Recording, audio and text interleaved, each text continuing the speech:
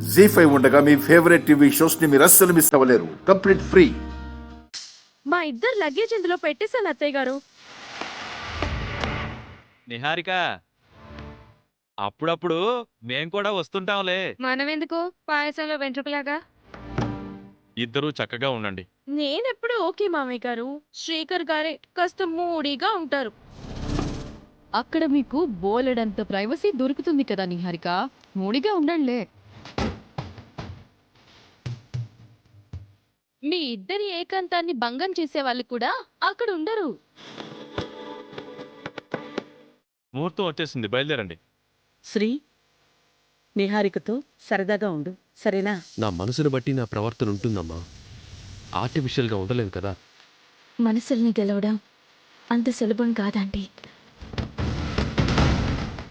ఈనాడు రాసి పెట్టుకున్న బంధాలకి అలా జరుగుతుంది.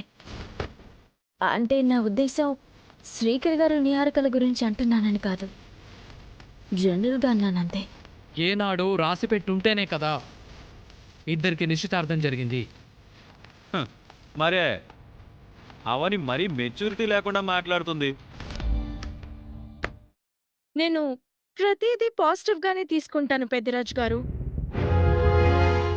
అవని మాటలు ఆశీర్వాదం అనుకుంటానులేండి. ఆ,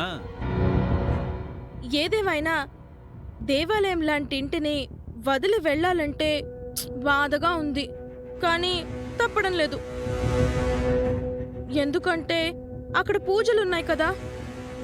పూజలంటే నువ్వు పడి చచ్చిపోతావు కదా, తప్పదులే నిహారిక. ముహూర్తం దాటిపోగలదు, బయలుదేరండి.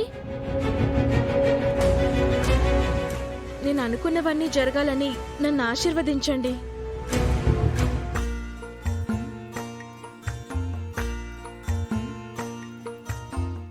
లేమ్మా, మా ఆశీర్వాదం, ఆ అమ్మవారి ఆశీర్వాదం నీకెప్పుడూ ఉంటాయి.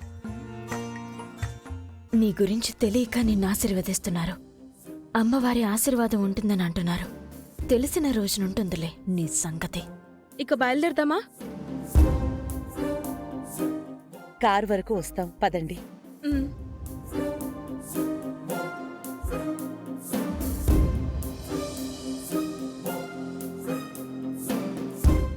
ఏమైందమ్మా? ఆ, అవనికి ఏమైనా చెప్పడం మర్చిపోయావా? ఆ, అత్తయ్య గారు, నాతో చిన్న కోరిక. చెప్పమ్మా. నేను అడగగానే శ్రీకర్ గారిని నాతో మా ఇంటికి మొదటిసారి పంపిస్తున్నారు. అక్కడంతా మంచి జరగాలి అంటే అవన్నీ మాకు ఎదురొస్తే బాగుంటుంది.